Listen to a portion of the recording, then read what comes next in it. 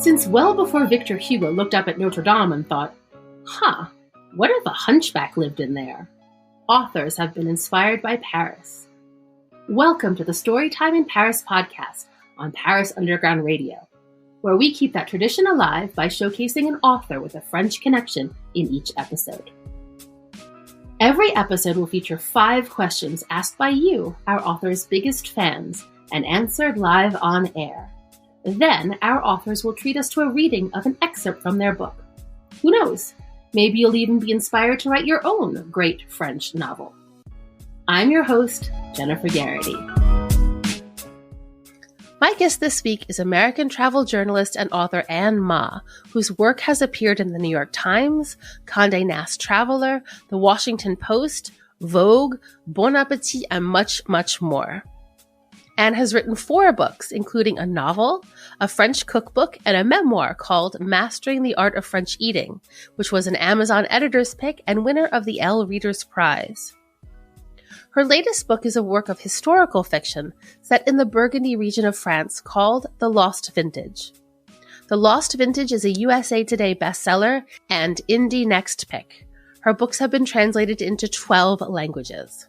Anne was gracious enough to join me from her home in Vietnam on the eve of her move back to the U.S.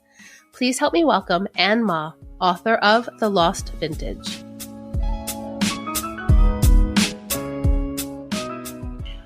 Welcome, Anne. Thank you so much for joining me today. Thanks for having me. Can you start off by telling us a little bit about you and your work? Yes. So I am a travel writer and a novelist, and a lot of my books are actually based or inspired by my travel stories. I've written 4 books, and I have a 5th one coming out next fall. My last book was a novel called The Lost Vintage, and it is set in Burgundy and San Francisco, and it tells the story of a young woman who is a sommelier who is trying to pass the most difficult wine exam in the world. It's called the Master of Wine accreditation. And she, in order to pass this, she needs to study Burgundy wines. So she goes to Burgundy to live at her family's vineyard, her ancestral family vineyard. They're participating in the wine harvest. In between, they're cleaning out the cellar, and she discovers some very heavy secrets that her family has been hiding since World War II. What is your connection to France?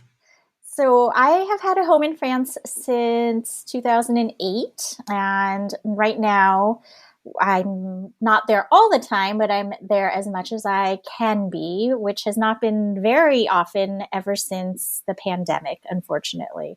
But I love France. I think about France all the time. My next book is also set in France. You know, I'm always reading in French. France is like a refuge for my intellectual self, I think. That's so interesting. All right, so I have compiled some questions from your fans and your followers. I'm going to start with something very hard-hitting here, so be prepared. Can you tell me about your love of and history with socks?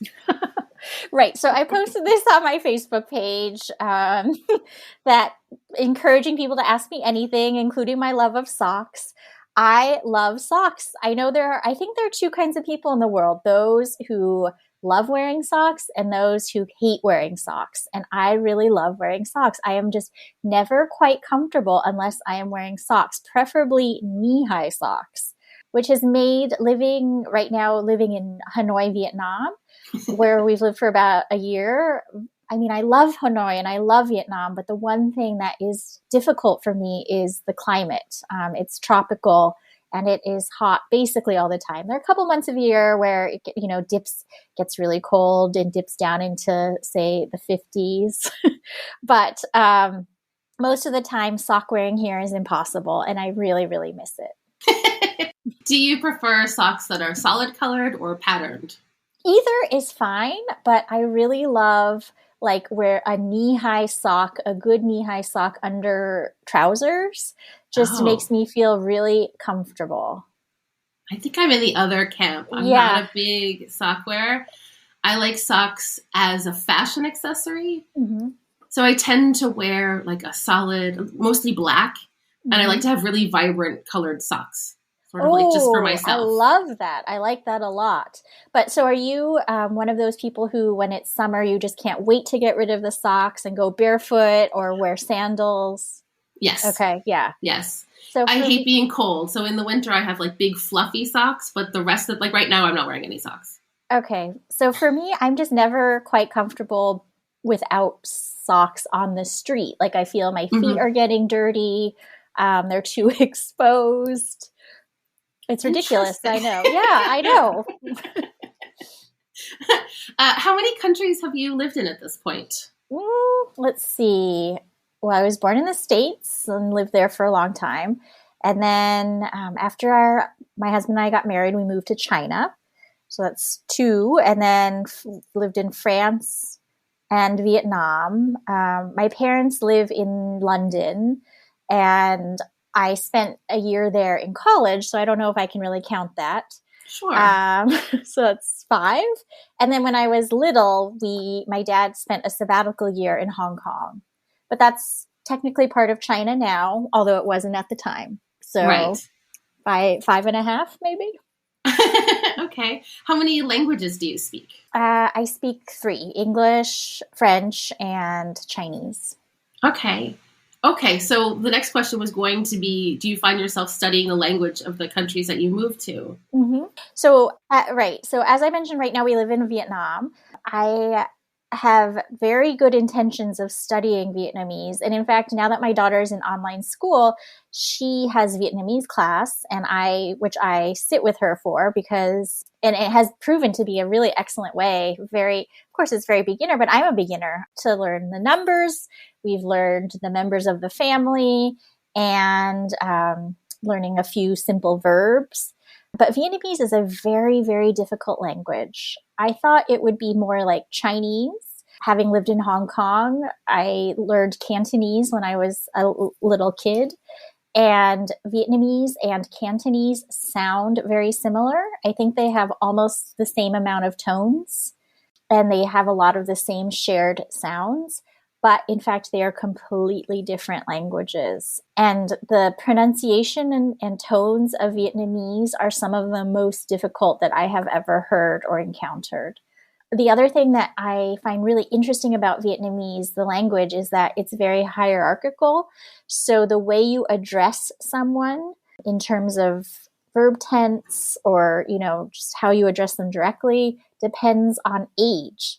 So if they're older than you use one tense of the verb, the you form. But if they're younger than you use a different one. And it's all about respect and hierarchy. So that also is very different for someone who grew up in the United States like me. I never want to be thought of as older and superior, and someone who is younger is inferior. And so that's been difficult to get over that mindset, because I just think everyone should be addressed the same. Or if we're using a form of respect, then I think we should be using that equally. Each person should be using that. Whereas in Vietnamese, if you're older, you're addressing the younger person as an inferior, no matter what. It's really interesting, the insights that language gives you into a culture. Mm-hmm. Because you're right, the differences between the way we speak to people in the US, the way we speak to people even here in France, where we've got the formal and the informal. And you even ask a French person, like, when do you switch from one to the other? And they don't even necessarily always know. Yeah, but I'm okay with the formal and the informal as long as everyone is using the same form. But but I'm not okay with me addressing someone as inferior just because they're younger, and them addressing me as superior just because I'm older. That makes me feel very strange. It also feels like kind of a guessing game. Yes. Like, how old are you versus me? And I feel like, I don't know, maybe this is too American of me too, but I feel like I would insult somebody. Yes, exactly. Inadvertently, by not knowing, by getting it wrong one way or the other. So that is another very tricky part of Vietnamese. I love the way the written language looks with all the accent marks and everything. I think it's a very beautiful written language. And I wish I'd had a chance to study it, for like a year or 2 or 3 years. Well, getting back to France, you seem to have it so prevalent in your work. How did you become a Francophile to begin with? And what do you think it is about France that keeps you holding on and coming back? Well, I think I became a Francophile when I was little. France was very much a forbidden fruit. My mother was brought up in a family, or my mother's mother, my maternal grandmother died giving birth to my mother. And her father remarried a woman who was half Chinese and half French. And she was very, very cruel. She disliked very deeply all her stepchildren, of which there were many. My mother comes from a family of, I think there are about 5 of them. And so from a very young age, my mother was sent to boarding school and not allowed to come home. She had to stay there for the holidays. It was a very painful experience for her. And so she internalized that by really disliking French and French culture. And for some reason, that idea that it was forbidden just made it appeal to me all the more, especially growing up in the States in a very westernized atmosphere where the only foreign languages you could study were Spanish or French. I just found it incredibly appealing. Maybe I just like accent marks because Vietnamese has that too. I just love the way they look. I love the sound of the language. And then when I was 6 or 7, we went on a family vacation to France where, as family lore has it, my brother was in the midst of a huge teenage angst crisis, had his headphones on the entire time, refused to talk to any of us. And I, like, as a little kid, was basically falling in love with France and the pastries. And I remember that we had come from London where it was dark and cold, and in France there was a heat wave and it was bright and sunny and people were wearing interesting clothing and there were all these smells, and that was what started it. That's funny. I came to France the first time when I was like 6 years old, I think. Mm-hmm. And my parents taught me one phrase, which was, puis-je avoir de la glace au chocolat, s'il vous plaît? And I learned, the first thing I learned was how to ask for chocolate ice cream. And maybe it's that little connection that has always made me like France too, because I associate it with chocolate ice cream. Mm-hmm. Like you have these pastries. I don't know. Have you been able to change your mom's mind at all about France? She thinks France is incredibly beautiful and she loves the history, but I don't think she will ever warm up to it. But the funny thing is, she went to a French kindergarten before she was old enough to be sent away to boarding school. And she still understands a lot of French. Wow. Yep. Yes. And so she tells this story of how when she was a young woman and in England, she was traveling with a friend. And I guess they were traveling in Europe on the train and they made an announcement in French. And my mom started getting up and going to the dining car because they had announced lunch. And the friend was like, "What are you doing?" Because the friend hadn't understood the announcement, but she had, and she remembered it. And yeah, so that's amazing. I know. I mean, she's very good at languages. And also now my daughter goes to a French school. So my mom definitely has, she trots out some sentences that surprise me for someone who has not studied it, for a long, long time, 70 years or whatever, and who really has no affinity for it. She knows and remembers a lot of it. It's really impressive. I wish I were more like that. I know, me too. We'll be right back with Storytime in Paris after a word from our sponsors.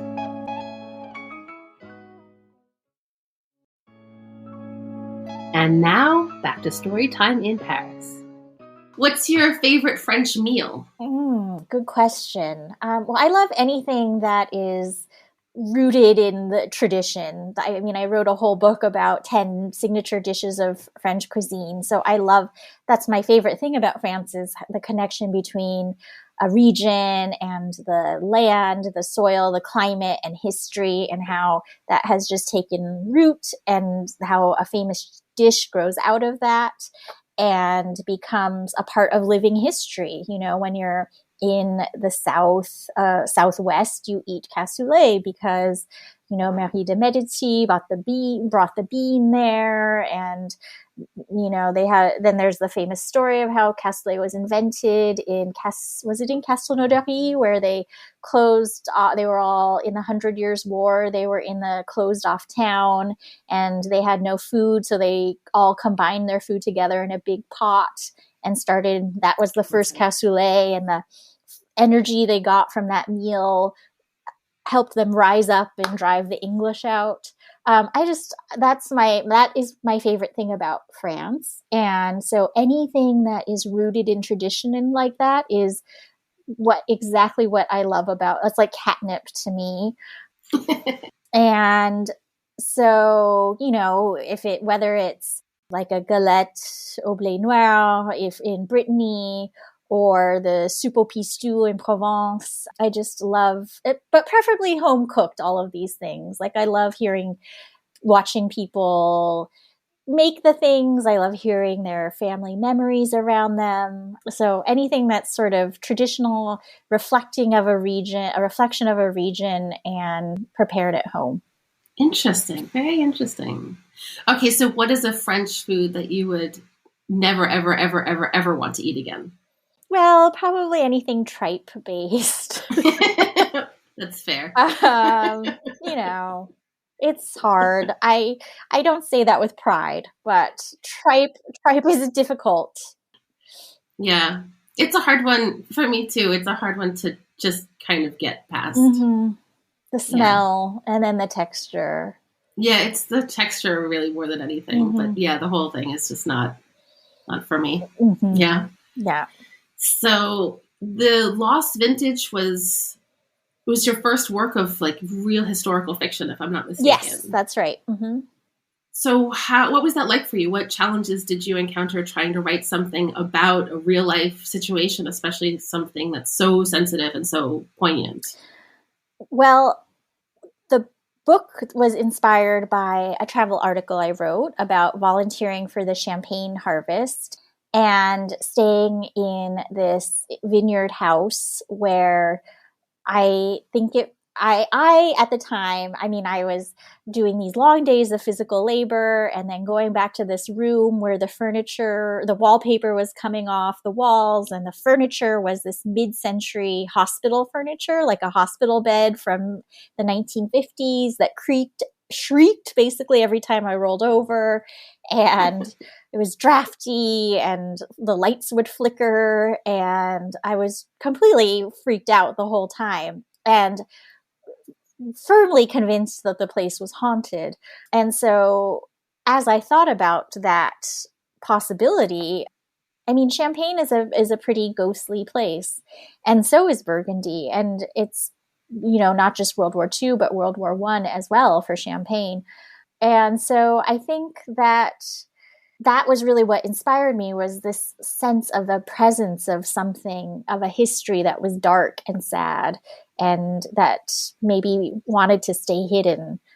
And then it really, the more I learned about Burgundy and the more I learned about the femmes tendues, the shorn women who are really at the heart of the Lost Vintage, the women who were punished after the war for being collaborators, horizontal collaborators, sleeping with the enemy, and how unfair that seemed when the men who collaborated really just got off scot-free, made me want to tell their story, but tell it, respectfully with detail, because I think that women are often ignored, especially when they're perceived as having done something bad or wrong. They're often held up as scapegoats, and then the history is just brushed under the carpet. Yeah, absolutely. I loved the way that you wrote that, by the way. I loved it. I loved going back in time and getting to see that the time period, the German occupation, through the eyes of someone from one of these small villages. Because I've read a lot about the occupation in Paris and a lot from different perspectives, but getting to kind of feel it from this small town, seeing how it affected the town from the inside out. I really loved that. Oh, thank you. Thanks for reading. Yeah, I really loved your book. Yeah, I thought it was great.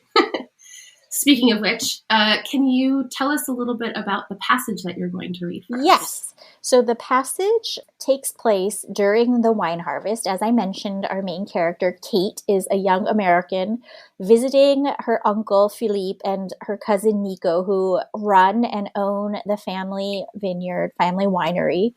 They've just finished a long morning of picking grapes, and they're sitting down to lunch along with all the other grape pickers and people who are working at the vineyard. And Uncle Philippe is a quite stern and cold man, and there is some tension between him as a traditionalist and his young and free-spirited and very American niece, who is the main character of the book. Du saucisson sec? My Uncle Philippe speared a thin slice of salami and placed it on my plate. You haven't become a vegetarian, have you? The others paused mid-bite, forks piled with cured meat, knives loaded with mustard, their eyes swiveling toward me. No, no, I assured him, not at all. You can never be sure with Americans, he said. Last year we even had what do you call it? A virgin? I choked on a sliver of sausage. A what? You know, she ate only vegetables, not even eggs or cheese. Oh, a vegan! I coughed into my napkin, stifling a laugh. C'est ça, un vegan. Can you imagine? Only vegetables, said Nico, slicing off a wobbly mass of head cheese. Crazy, c'est dang. He shook his head in disbelief. Actually, I balanced my knife and fork on the edge of my plate. A plant-based diet is a super healthy lifestyle, not to mention good for the planet. Everyone stared at me as if I had started to declaim a verse from the Bible.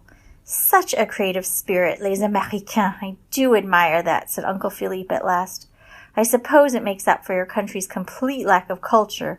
Me, I prefer Europe, not just France, though of course I favor France. But Italy, Spain, Austria, even the smallest villages are filled with charm. But America has so much space, Papa. Nico made an expansive gesture with his hands. Big skies, open roads, opportunity.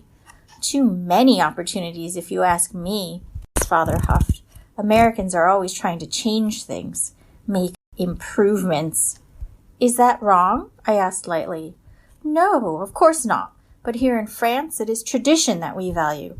I make wine the same way as my father, who made wine the same as his father. Yes, perhaps we've made a few technological advancements here and there, but otherwise, the domaine has remained unchanged for several generations. We don't need any marketing, he threw out the word in heavily accented English, or design, or a site web. He gave a small shudder.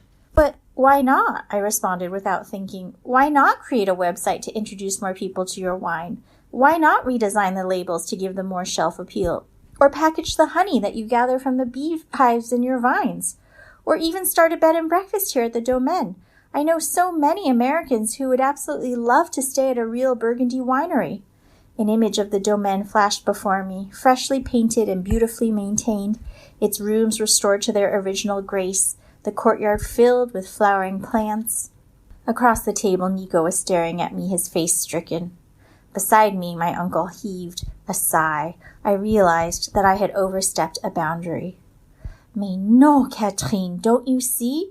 That is what I am trying to express. He puffed his chest with benevolent chauvinism. We are not here for tourists. We are here to ensure that the domaine continues to another generation. Perhaps you do not understand because your mother has chosen to turn away from this life. But my obligation is to share this with my grandchildren, this land, this heritage, this patrimoine, along with saucisson sec, of course. Nico, his composure recovered, gave a wink. Pork is also our patrimoine. Everyone burst into laughter, including his father. We'll be right back with Storytime in Paris after a word from our sponsors.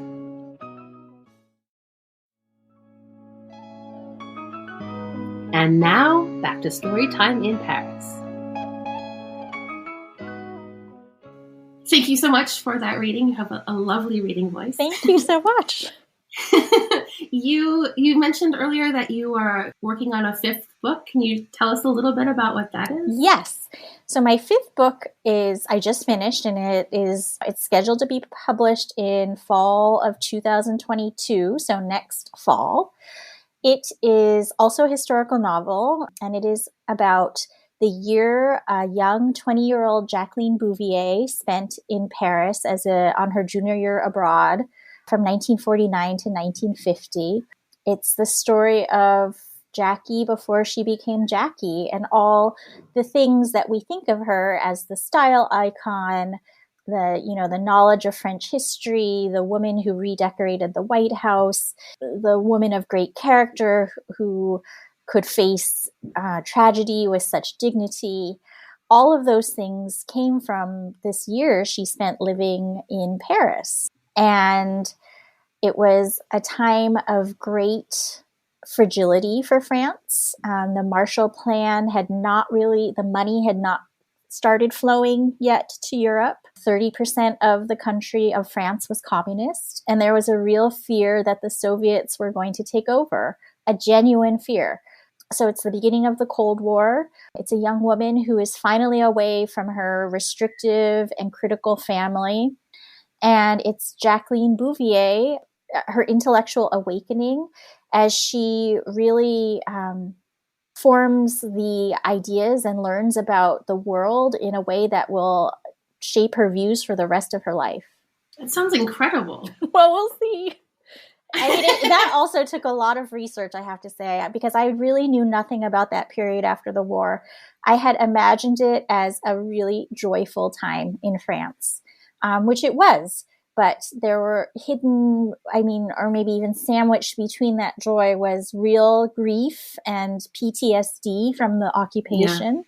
And then on the other side, genuine fear that was about the Soviets and becoming a Soviet satellite country, which seems to us so unbelievable now. But yet at the time, Alger Hiss in the United States had just been found guilty of spying for the Soviets. The Rosenbergs were spying and would be executed a couple of years later. China had just fallen to the communists that year, 1949. And Eastern Europe the Iron Curtain was starting to fall. And then there was the Berlin blockade in 1950, where the Soviets tried to cut off Berlin from the West. And so there were all these signs that Soviet hunger was ravenous and growing and threatening. And so that was really a time of great tension and a time in Paris of a lot of spying. In my research, Paris was described as a nest of spies, of Soviets spying on French people and then foreigners spying on French communists. That's sort of shocking after all of the spying that was done during World War II as well. Yeah, and a lot of it was at least one group that I write about in the book, Alliance, which was very an unusually conservative anti-fascist spy group, resistance network. So most resistance were communist, but this one was borderline fascist, but completely anti-Nazi. And so, yeah, very disjointed in their points of view. In fact, Jacqueline Bouvier's host mother was a part of this spying. And she and her husband, the Comte de Renty, they're the Comte and Comtesse de Renty, they were caught and sent to camps, both of them. The husband actually was killed in a work camp, in a concentration camp in Germany. And she was sent to Ravensbrück, which is the women's concentration camp where horrible, horrible things happened. She survived, but it definitely affected the rest of her life. The memories from that were horrible, and she had to do a lot to be able to live a normal life afterwards. And one of the reasons she took in Jacqueline and two other students at that same year, there were 7 of them living in the apartment, is because she had no money. That her husband had died and she was very bourgeois. but had no real way to make an income. So taking in students was one of the few ways that she could earn a little money. Wow, that's fascinating. Mm-hmm. All right, so where can people find you, and how can they keep up to date with your new book and all of So that? I am very active on Instagram, Ann Mah Net, ANNMAHNET. And that's basically all my things. Like my website is annmah.net. My Twitter's annmahnet. And I'm starting I have a newsletter, but I'm just moving it over to Substack now. So people can also go to Substack and search for me there for my monthly newsletter. Excellent. Well, we'll include all of that in the show notes. Awesome. Thank you so much, Anne. Thank you for taking the time. We really appreciate it. Thank you. This was fun. Thanks again to Ann Mah for our wonderful conversation. You can find Ann on Instagram at AnnMahNet. That's ANNMAHNET. On her website, annmah.net. And on Twitter at AnnMahNet.